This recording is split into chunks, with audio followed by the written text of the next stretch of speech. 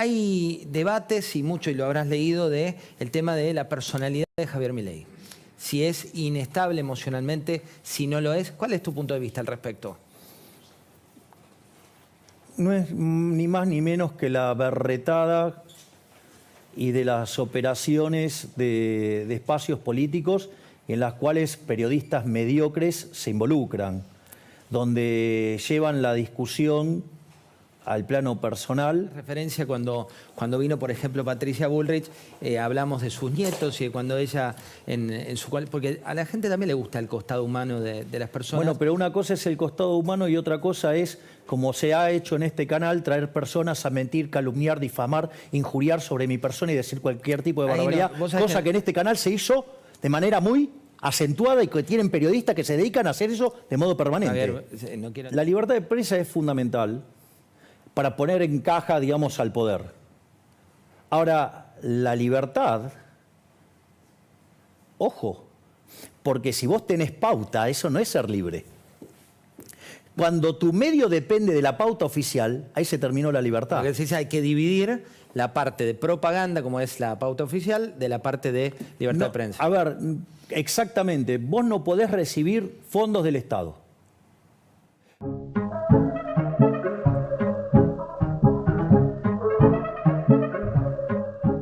Milei, buenas noches, ¿cómo estás? ¿Qué tal, José? Bueno, pasaron 3 semanas ya desde la elección. ¿Qué cambió con ese resultado, por un lado, en tu vida y qué cambió en materia de política? Mira, en materia de política, que yo creo que es lo más relevante, en especial para la gente, es que estamos en condiciones de derrotar el kirchnerismo, que está claro que las PASO dejaron ver con claridad que las ideas de la libertad son mucho más que una fuerza testimonial, sino que efectivamente nosotros estamos en condiciones de competir y estamos en condiciones de ganar. Hoy la realidad es que te diría que si nosotros logramos mejorar la fiscalización y si logramos que más gente vaya a votar, estaríamos en condiciones de ganar en primera vuelta y básicamente terminar con el kirchnerismo. Imagínate lo que sería para el kirchnerismo terminar perdiendo contra una fuerza que recién nace, con una fuerza que tiene 2 años. Esto sería verdaderamente histórico. De hecho, lo que pasó en las PASO fue histórico, porque cuando vos mirás los casos de los outsiders, en general los outsiders se montan sobre estructuras ya existentes. Nosotros directamente armamos una estructura nueva y con esa estructura nueva le ganamos a las 2 estructuras que dominaron la historia argentina en los últimos 70, 80 años. Vos lo decís por el caso de Bolsonaro, por un lado que fue 20 años protagonista del Congreso de Brasil, lo decís también por el caso de Trump, con el que fue empresario y después parte de un partido grande. ¿Esto es una fortaleza, Javier, o una debilidad? Yo creo que es una fortaleza, porque justamente lo que está buscando los argentinos es un verdadero cambio. O sea, la única expresión verdadera del cambio en Argentina somos nosotros.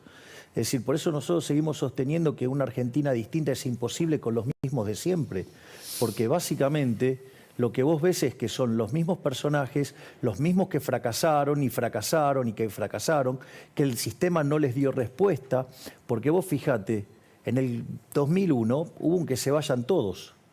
Y sin embargo no se fue ninguno, están los mismos que estaban en el 2001, pero nada más que ahora están con los hijos, las hijas, digamos, los amantes, la parentela, digamos, o sea, encima se multiplicaron.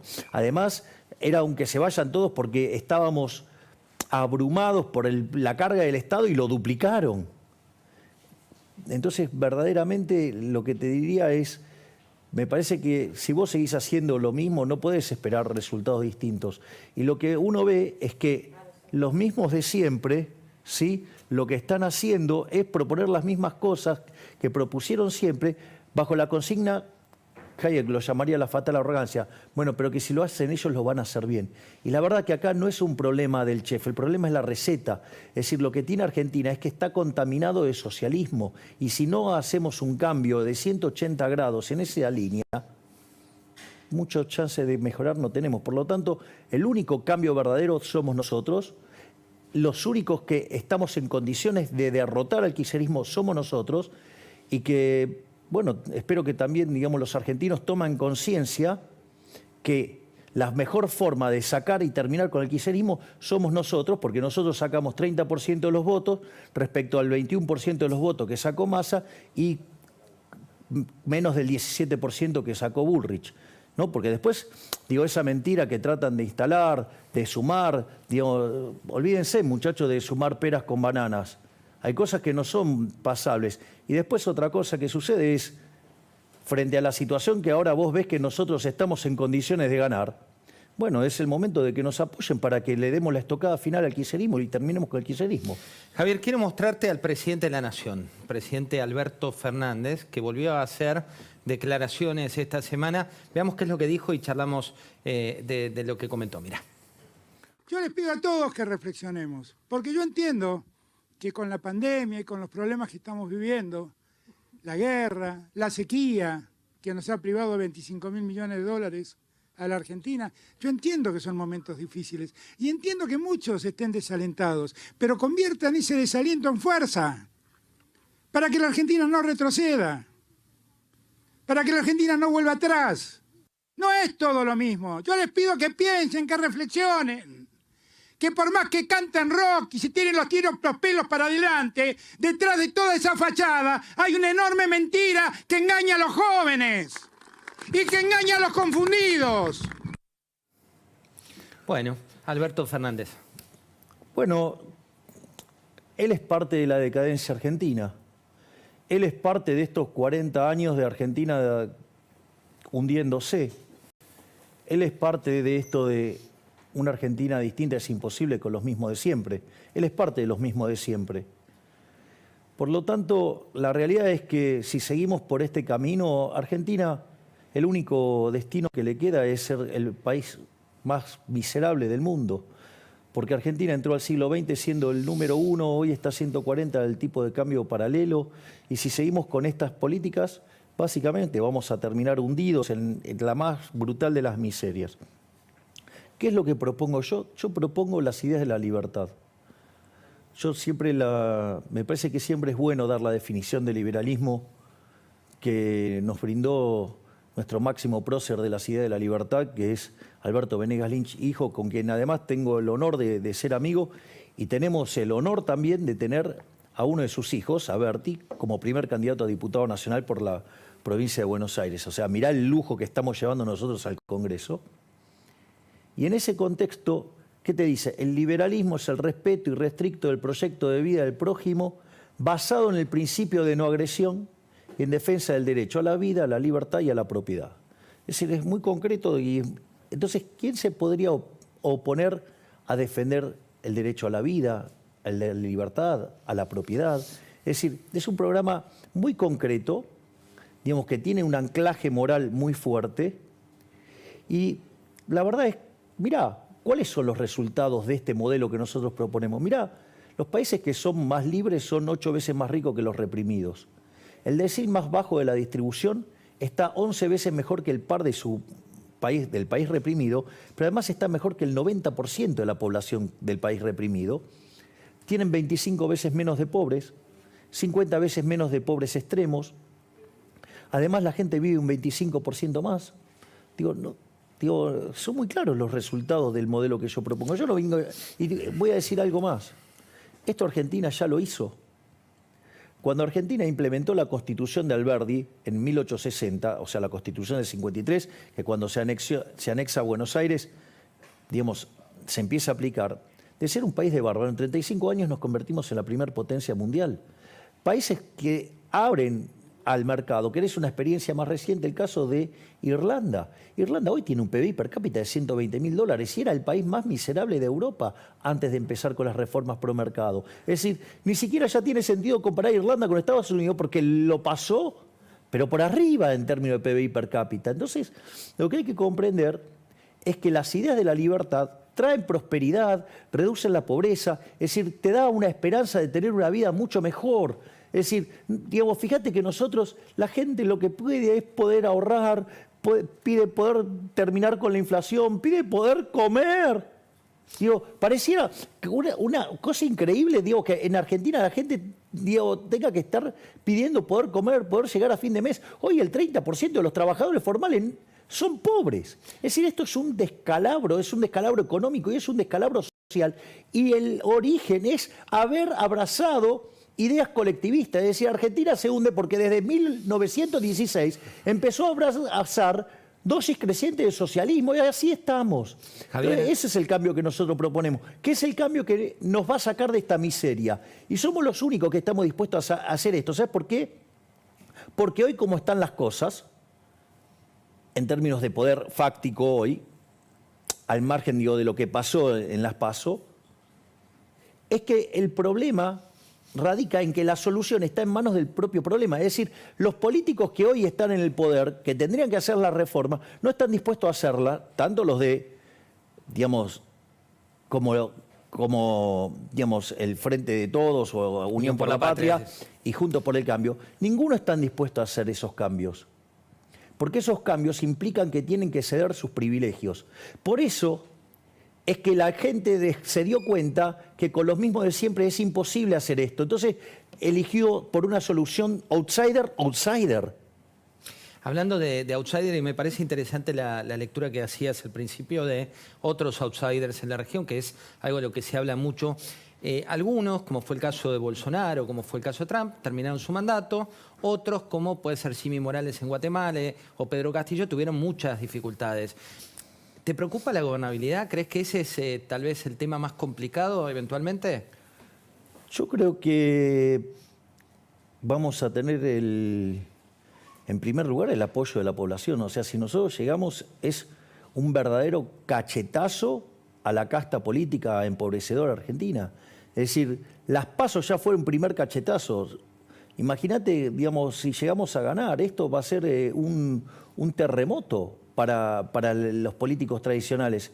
Entonces, el tema es que a veces algunas de esas comparaciones que se hacen son hechas maliciosamente y con intencionalidad política, porque verdaderamente trazar algunos comparativos es parte de lo sucio que es la política argentina y de asesores políticos bien miserables, roñosos y mentirosos que buscan hacer este tipo de comparaciones justamente para asustar a la gente. Es parte de la estrategia electoral. O sea, no lo ves como algo que sea, digo, uno ve por estos días declaraciones de Pablo Moyano, declaraciones, hablan tanto de vos como de Juntos por el Cambio. Ojo, la atacan a Patricia Bullrich. No, bueno, tío, pero sí, pero también Juntos por el Cambio mostró una vocación golpista, igual que la de Pablo Moyano, si fuera por eso. ¿Por qué? Oye, ¿acaso nos dijeron, che, no seamos boludos, digamos, o sea, no aguantas 2 meses? ¿Y eso de dónde salió? O sea, vos fijate, la hipocresía o sea, si lo dicen, o sea, ¿cómo? Entonces, si los dicen los kirchneristas o los peronistas está mal, ahora si lo dice Juntos por el Cambio, la misma aberración está bien. Digo, por favor, digamos, empiecen a acomodar la doble vara, en especial en este canal, ¿no? Porque en este canal, cuando algunas aberraciones la dice Juntos por el Cambio, está bien, y si la dice el kirchnerismo, está mal. No, las cosas que están mal, están mal. Están mal. Digo, entonces aflojen con la doble vara. Digo. Dolarización. Carlos Melconian habló del tema, habló de bimonetariedad y habló también de dolarización. Esto decía. Yo creo que no la entiende, porque si la entendiese tendría que haber una manifestación a Plaza de Mayo a decir esta fantasía no la quiero. Entonces no la entiende, exagero con una manifestación a Plaza de Mayo, quiero decir, es una forma de decir. Pero acá el formato es otra cosa, es parte del mismo exorcismo en el cual estamos. Entonces uno tiene que trabajar todo lo que pueda en términos de poner arriba de la mesa soluciones asibles, factibles, empíricas, que mejoren la calidad de vida de la gente, que muestren que hay un horizonte. Si se entendiera cómo vas a dolarizar, si no por empezar, número uno, ¿cómo me vas a invitar a comer fideo con tuco si llego a tu casa y no tenés fideo, no tenés tuco?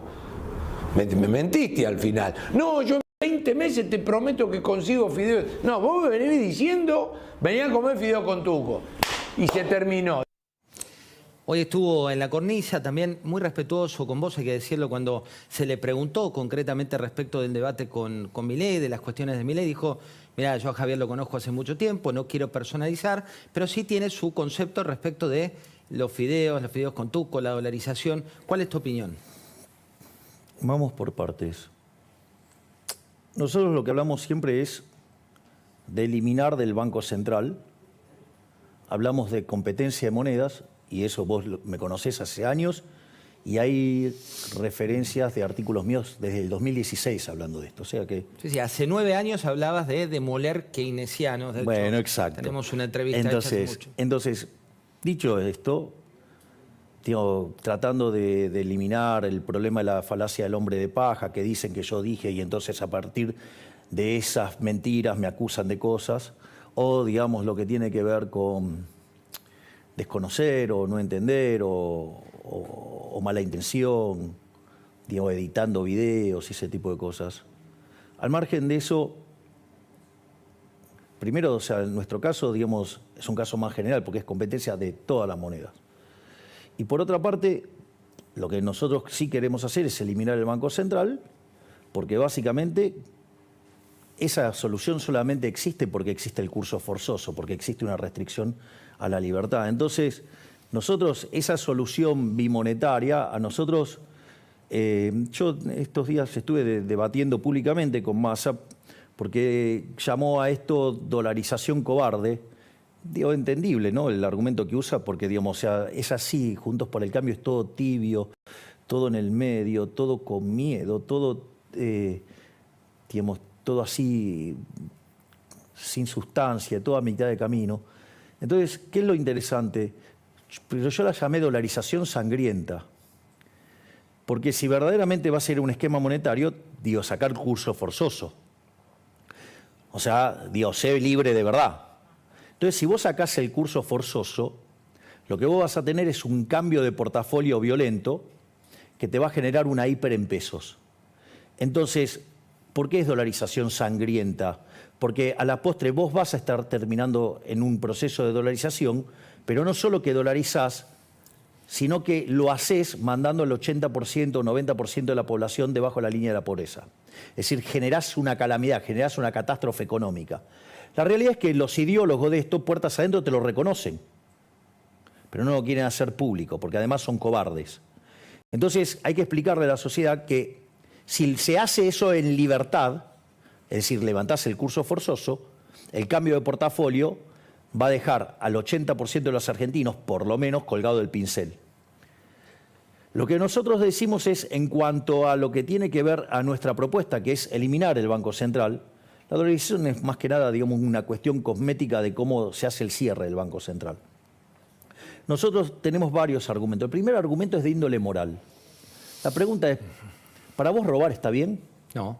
Bueno, para mí robar está mal, como la mayor cantidad de personas. Entonces yo quiero que me expliquen, aquellos que defienden el Banco Central, por qué defienden que los políticos nos roben a los argentinos de bien.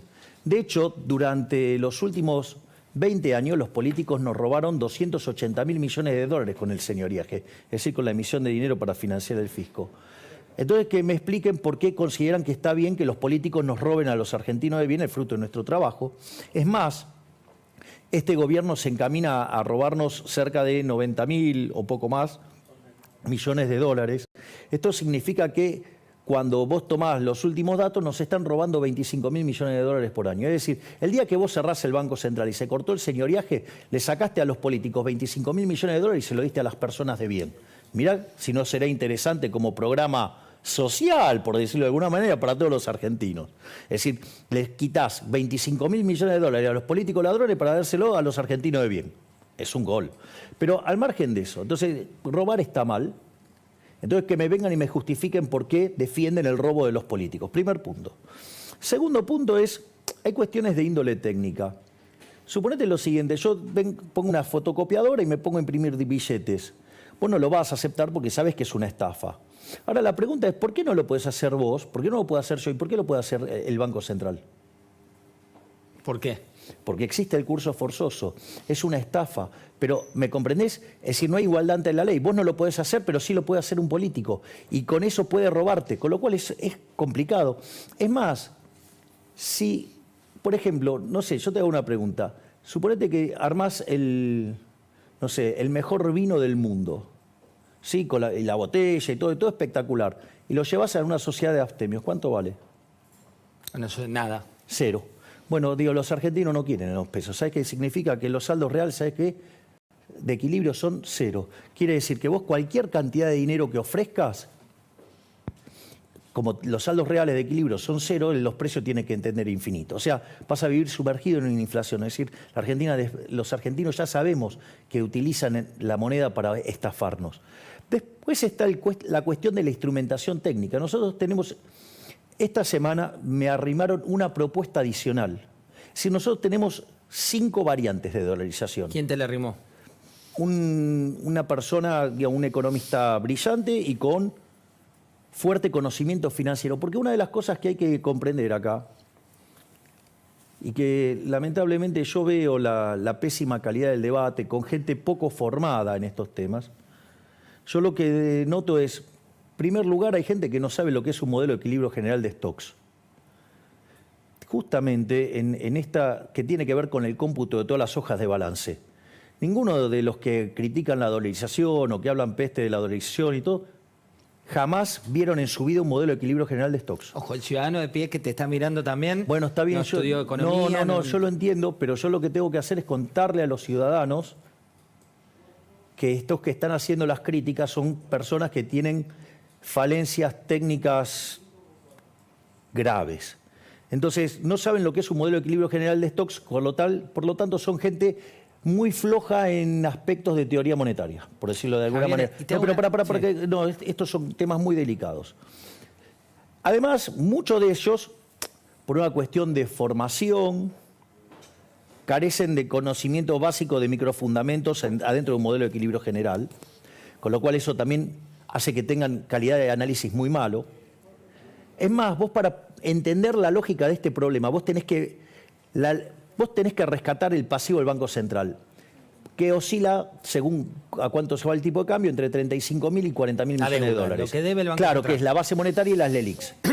En ese contexto donde vos tenés que rescatar entre 35.000 y 40.000 millones de dólares, vos tenés las reservas que sí existen y cómo vas a evaluar los activos del Banco Central. Ahora, ¿qué es lo que pasa? Vos para hacer esta ingeniería financiera tenés que poner gente que entienda de finanzas. Entonces, la verdad es que el comentario que me puede hacer alguien que no se puede hacer la dolarización, que en su vida evalúa un solo activo financiero, que no sabe ni siquiera lo que es un bono, que no sabe lo que es una acción, que jamás en su vida, muchísimo menos, evalúa una reestructuración y menos entiende un problema de opciones reales, la verdad que son gente muy pobre técnicamente, y eso, por ejemplo, los comunicados de Juntos por el Cambio, cuando hicieron algunas críticas sobre algunos instrumentos que utilizó el gobierno, muestran que son parte del problema y no de la solución. Entonces, lo que digo es, cuidado porque hay mucha política y poca técnica, por decirlo de alguna manera. Entonces, la verdad que lo que me digan algunos economistas que se pueden hacer o no, es como que que me vengan a decir que no sé, que resolví mal un ejercicio de programación dinámica estocástica cuando, digamos, hay gente que tiene problemas para sumar con un ábaco. Pero te hago una pregunta al respecto, porque me pasó, estuve en Ushuaia estos días, y me pasó de gente que confunde el concepto de dolarización con el de convertibilidad, que no tienen que ver con, No. digamos, contá un poco de eso, porque es importante. Eso es interesante. Pero para la gente, no tanto en teoría macroeconómica, digo. A ver, vos en la convertibilidad tenías tipo de cambio fijo. 1 a 1. Exactamente. Y donde cada peso que vos emitías tenía como respaldo $1. Pero ¿cuál era el problema?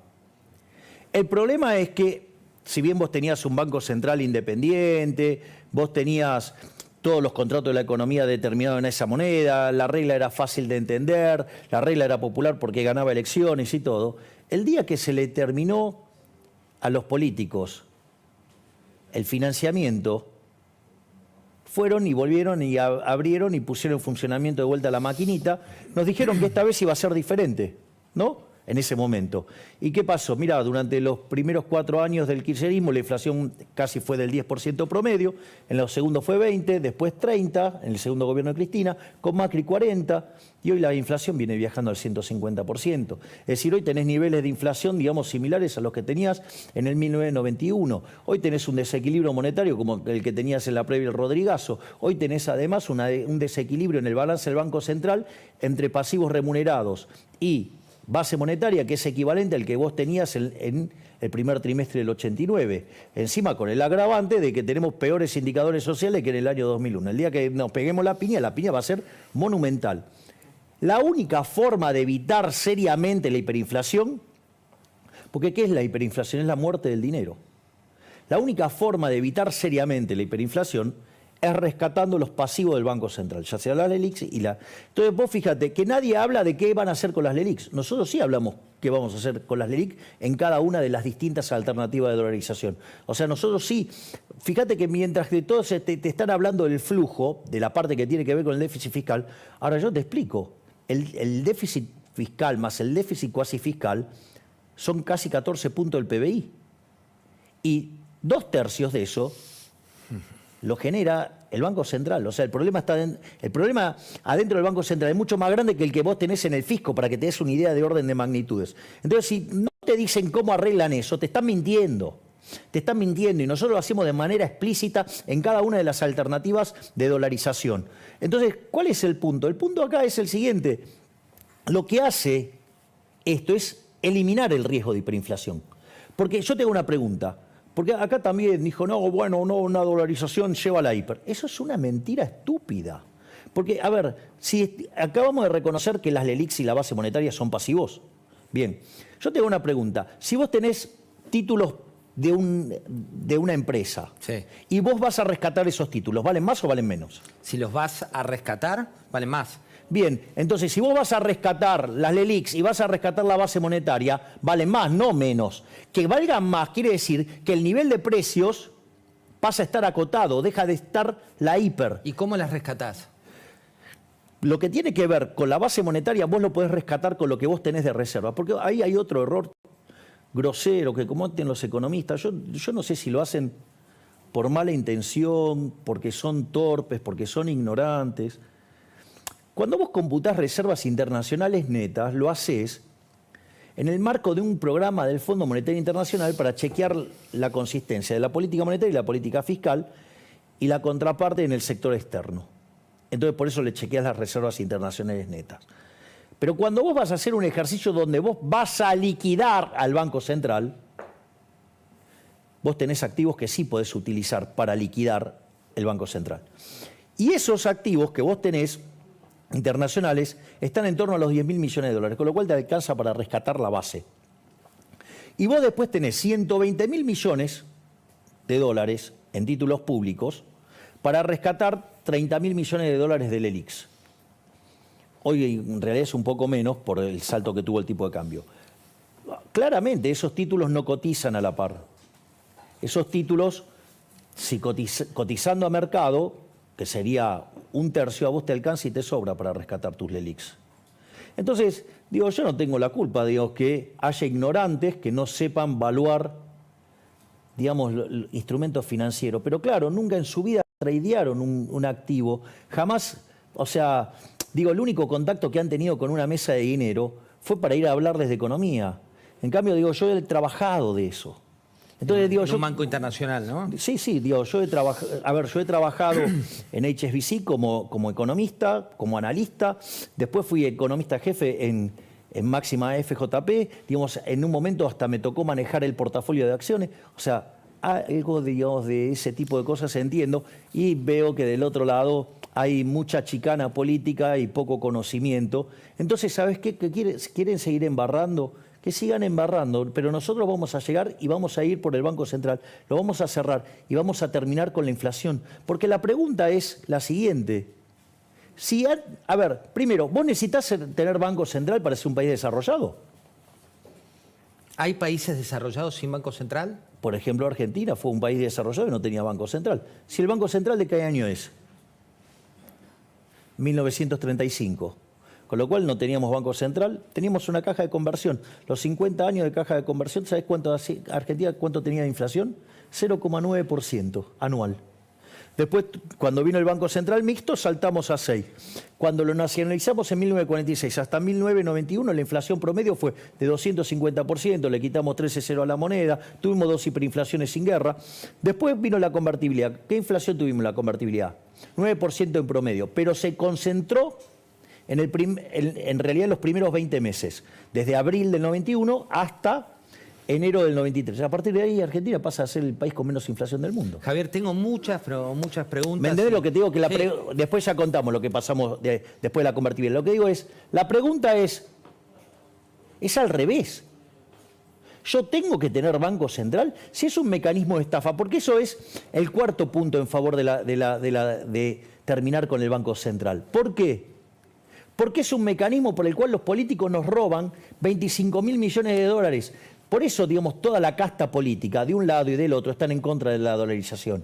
Porque les está sacando 25.000 millones de dólares a los ladrones de los políticos para dárselo a la gente.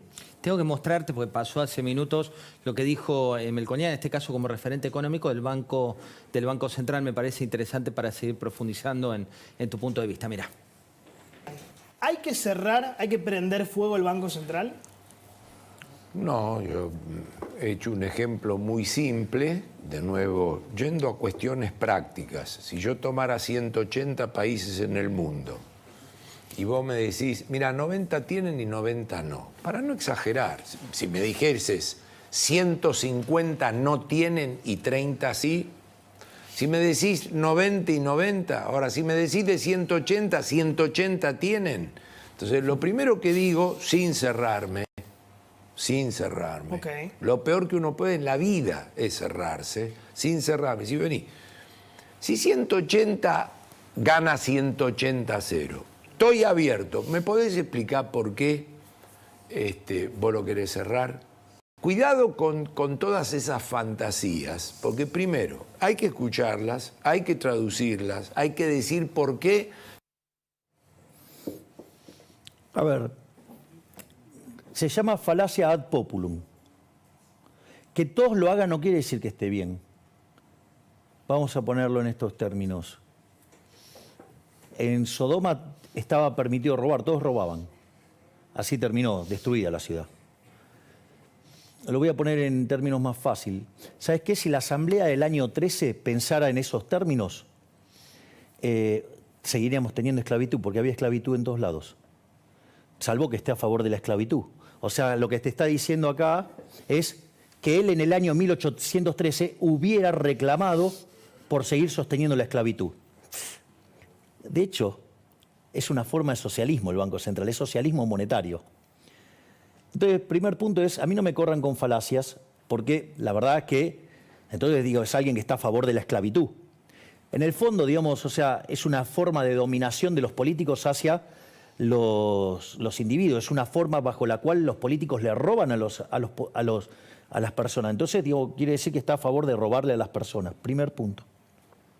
Segundo punto, que no es un tema menor, es ¿para qué quiero el Banco Central? Vos sabés que, porque si fuera así, entonces que el dinero es un origen que lo inventó algún burócrata. Y eso es un error. Pero viste que el presidente de Ecuador dijo que el Banco Central te sirve para ver el nivel de reserva. No. En una fase inicial, por ejemplo. No, pero vamos a la discusión de fondo. Después, si querés, discutimos las cuestiones operativas que son de 25º orden. Pero veamos lo esencial. El dinero, quizás, no sé, Melconian no lo sabe, pero el origen del dinero es privado. Yo no tengo la culpa que no sepa cuál es el origen del dinero. El dinero es un origen, está ahí, el que inventó originalmente fue el privado. Como los hombres eran nómades, ¿sabes qué fue lo primero que usó Vos en el trueque tenés dos problemas. Uno que se llama la doble coincidencia, que vos tenés que encontrar el que quiere comprar tu bien y viceversa. Eso, si no lo encontrás, se te pierden transacciones. Y lo otro que a vos te pasa es el problema de indivisibilidad. Digo, puede ser que yo quiera comprar pan, Puede que el panadero quiera comprar una conferencia mía, pero digo, no estoy dispuesto a que me paguen lo que yo cobro en una conferencia en kilo de pan.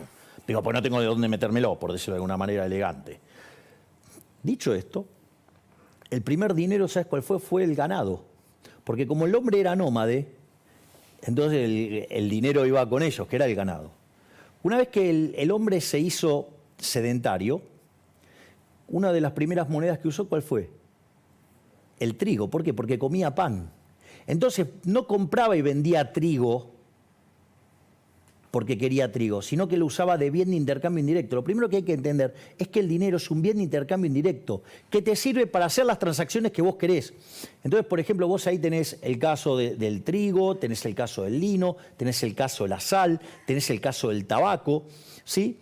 Que son elementos que se utilizaron como moneda para conseguir estos intercambios. Eran bienes de intercambio indirecto. Eso es el dinero. El dinero es un bien de intercambio indirecto. Es más, pero como... Fíjate, los cigarrillos en las cárceles, las viejas películas, cuando yo era chico, vos sos más chico que yo, pero no sé si llegaste a ver películas de cárceles donde, digamos, las transacciones las hacían en cigarrillos. Pero vos fíjate, ¿cuál era el problema? El problema es que no servían de almacén de valor, porque con el paso del tiempo eso se te deterioraba. Y eso hizo que los humanos evolucionaran hacia el uso de los metales. Y ahí te apareció la plata para las transacciones chicas y el oro para las transacciones grandes. Es más, fíjate esto.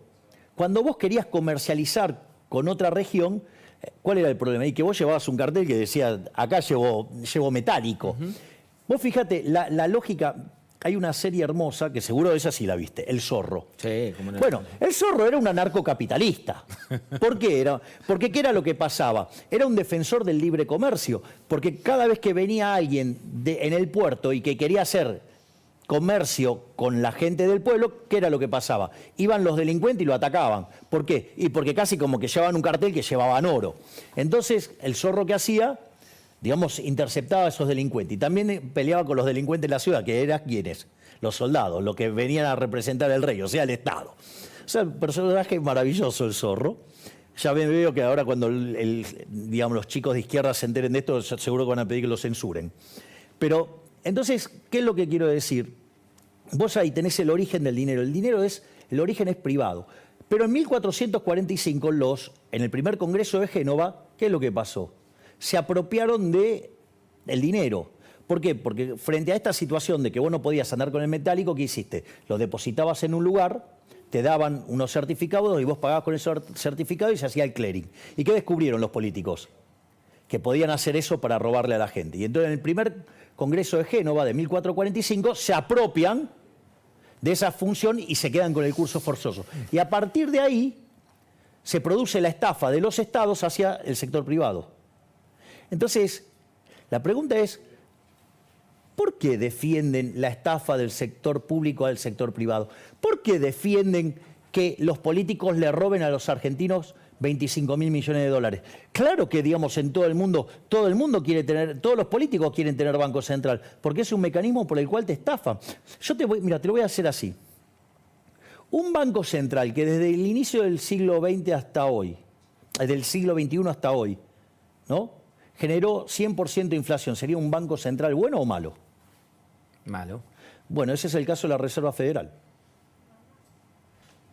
Entonces, eso es la Reserva Federal. Con lo cual tenés bancos centrales que son malos, obviamente tenés bancos centrales que son muy malos, tenés otros que son espantosos y después tenés el Banco Central de la República Argentina.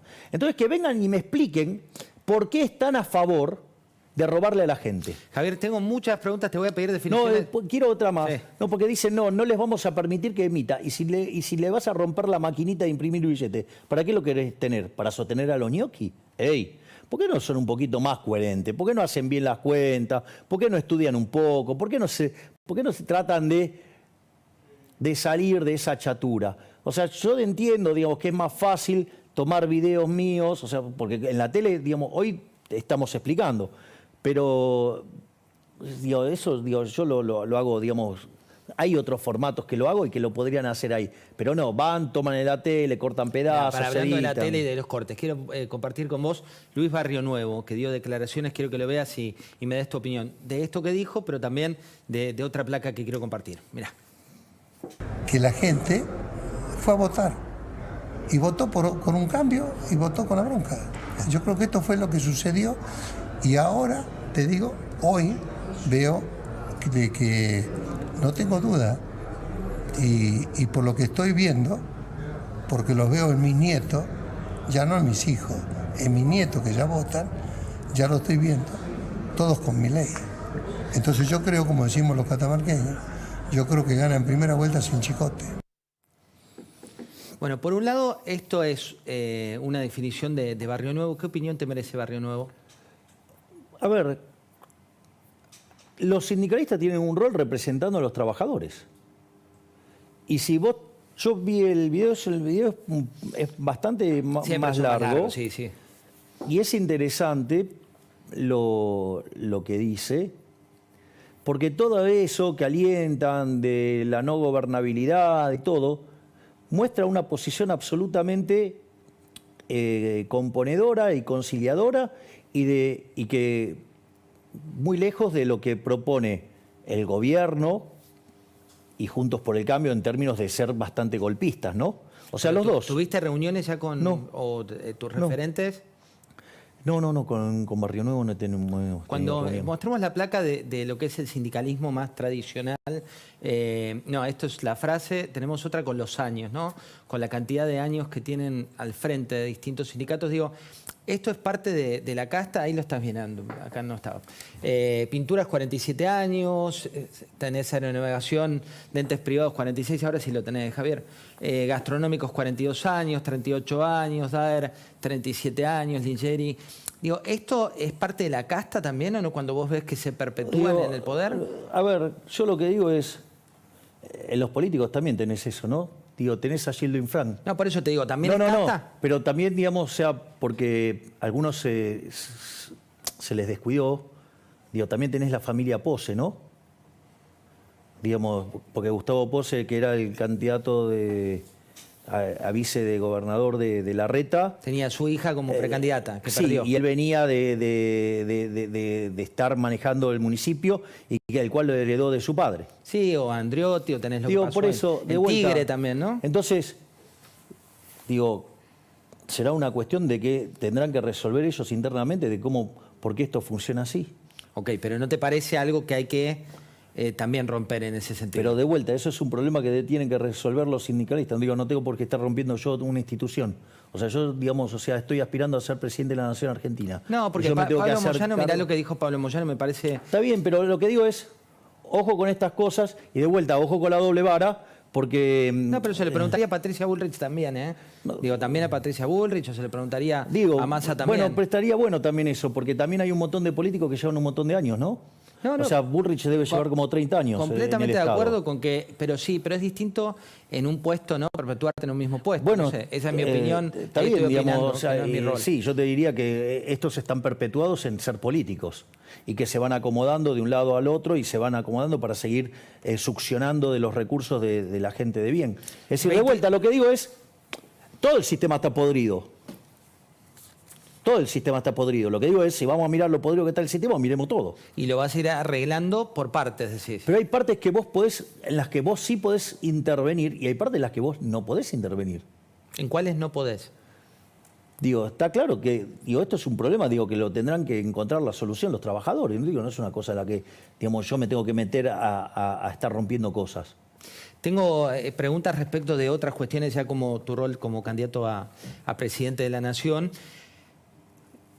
Si ganas la elección, por ejemplo, si lo que dice Barrio Nuevo es real y en primera vuelta terminás ganando la elección, te dan la banda presidencial, asumís, ¿tenés miedo que eso pase? Digo, ¿también te genera cierta inestabilidad llegar al poder?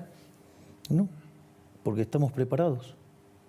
Nosotros venimos trabajando con el gabinete en la sombra hace casi un año. Nosotros hay un seguimiento de la política todo el tiempo y estamos en condiciones de desembarcar cuando se nos pida. ¿El sistema judicial es algo que hay que reformar? Sí. Hay varias cuestiones. Nosotros tenemos varios temas en la cuestión judicial.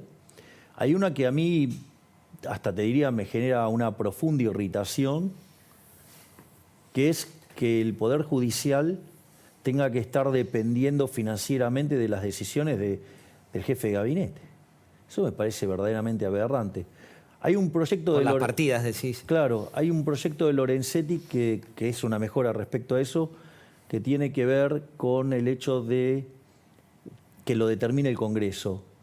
Bueno, yo quiero ir por una solución todavía mucho más radicalizada, y es el tema de que en una solución más radicalizada directamente tenga una partida de asignación específica, que no la puedan tocar los políticos, nada. O sea, para que tenga total independencia financiera. Por otra parte, tenés otros problemas con el tema de la Corte, que es, o lo que es con la justicia, que tiene que ver con el hecho de que está contaminada en términos políticos. Entonces, nosotros, nuestra idea es nombrar un ministro de Justicia que esté en consonancia con la Corte y las reformas que hay que hacer para que la Corte sea una Corte verdaderamente independiente. A diferencia de los otros espacios que necesitan avanzar sobre la Corte, de un lado y del otro, porque están sucios y necesitan una Corte adicta para que no los metan presos, a diferencia de esos lugares, nosotros estamos limpios y queremos que la Corte sea absolutamente independiente, porque creemos que son los garantes de la República. Javier, entonces nosotros tenemos un compromiso en serio de avanzar en una reforma del sistema judicial para que la Corte pueda ser verdaderamente independiente, para que justamente, ¿sí?, digamos, sean libres en términos de funcionamiento, en términos financieros, y que puedan hacer su trabajo como corresponde. Se habló de Mariano Cunio Libarona como tu hombre en justicia. ¿Eso es real? Nosotros, digamos, todavía no está definido la persona que va a estar en el Ministerio de Justicia. Nosotros, digamos, yo lo conozco a Mariano, o sea, pero también conozco a otras personas, y nosotros estamos explorando una solución que esté consensuada con los miembros de la Corte. Porque acá hay que hacer una reforma, pero la reforma la tienen que hacer los que saben. ¿Y quiénes son los que saben? Bueno, digo, de los este que más tema? entienden y dónde están los problemas es la propia Corte. Nicolás Pose, que suena como tu jefe de gabinete, ¿eso está ratificado? Nicolás es el que está coordinando todos los equipos técnicos, o sea, una tarea verdaderamente titánica. Guillermo Francos va como canciller. Va como ministro del Interior. Ministro del Interior, cierto, perdón. Carlos Rodríguez es quien está estudiando la bola del ELIX. Carlos Rodríguez en rigor es mi jefe de asesores económicos. Yo tengo un consejo de económico que es Carlos Rodríguez, Roque Fernández y Darío Epstein. Y con ellos discutimos temas de economía. O sea, donde ellos me dan sus opiniones y discutimos temas. O sea, obviamente que todos estamos estudiando todos estos temas porque nosotros creemos que son fundamentales a los efectos de lograr estabilizar, digamos, a ver, si hay algo que tengo claro es que tengo un mandato. El mandato de la población está cansada de la inflación. O sea, yo vengo a terminar con la inflación, la vengo a pulverizar. Vengo a pulverizar la inflación. Se habló mucho... O sea, venimos a terminar con la inflación y con la inseguridad, ¿sí? Por eso es el rol tan importante que tiene Victoria. Porque Victoria es quien coordina lo que son los ministerios que tienen que ver con seguridad interior y defensa nacional. Victoria Villarruel. Hablando de algunas cuestiones, tu relación con Estados Unidos, más precisamente con la presidencia de Biden, ¿cómo es? A ver, esto es muy importante tenerlo en cuenta. A ver, yo respeto la institucionalidad y respeto, digamos, la figura del presidente porque es quien ha sido elegido por los ciudadanos norteamericanos. Además, más allá, digo, de lo que uno después pueda manifestar en términos de preferencias, yo considero a Estados Unidos un socio estratégico. Digo, mi alineación internacional es Estados Unidos e Israel. Por lo tanto, más allá, digo, de alguna apreciación personal sobre determinado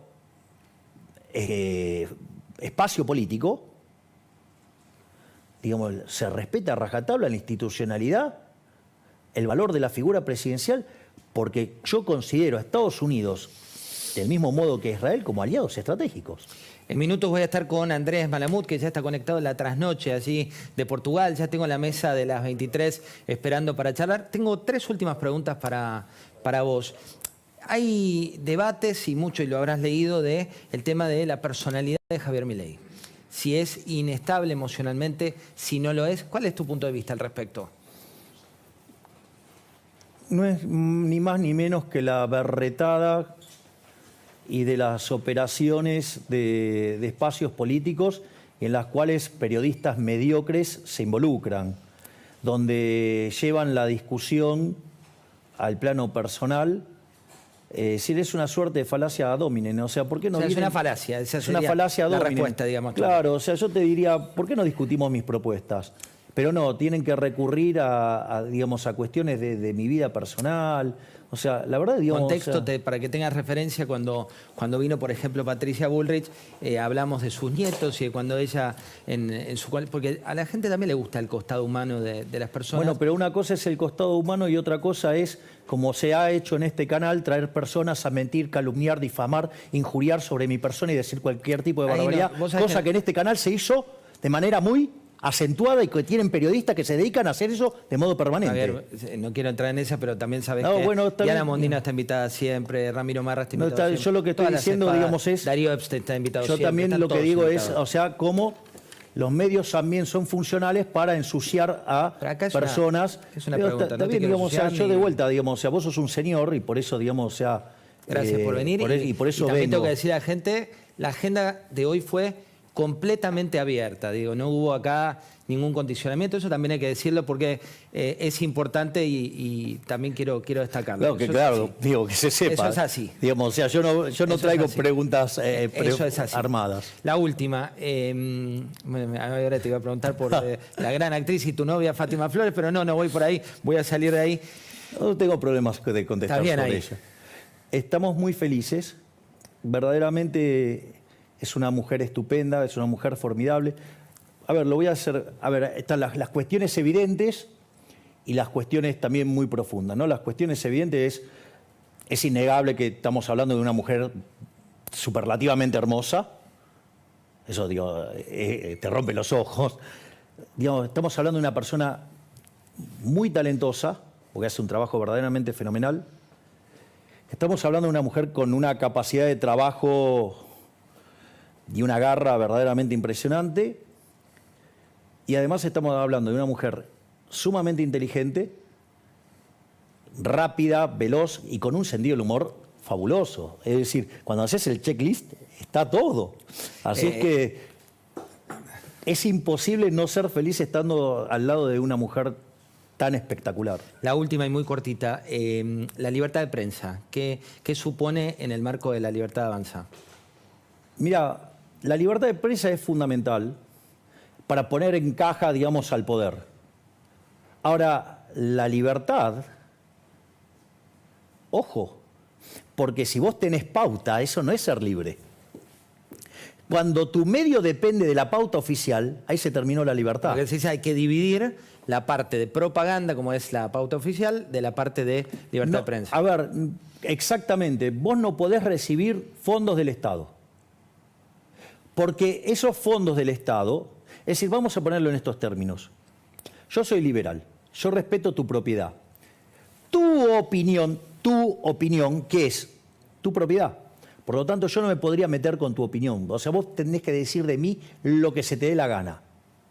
Lo que vos no podés hacer es decir de mí lo que se te dé la gana si está financiado por el Estado. Porque entonces vos estás cargándole las balas al tipo que te va a asesinar. Está claro. Bueno, igual Es da decir, para... Nos veremos, si Dios quiere, pronto, porque... Lo que digo es, a full con la libertad de prensa, pero prensa libre, no financiada con los impuestos que se cobran a punta de pistola. Porque los impuestos no se pagan de manera voluntaria, se pagan a punta de pistola. Entonces, ¿queremos ser libres? Seamos libres en serio. Pauta cero. Entonces, que cada periodista se haga cargo de lo que dice contra su patrimonio. Y vamos a ver entonces si mentirían tanto.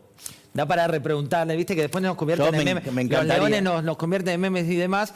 Ahora tengo a Andrés Malamud y tengo la mesa, no es que ni que arrugué para repreguntarle ni nada, sino que te digo, porque viste que cuando te caen las mesas, vamos a volver a vernos pronto. Pero y obvio. seguiremos charlando. Un placer haberte tenido. Gracias, José. Muchas gracias.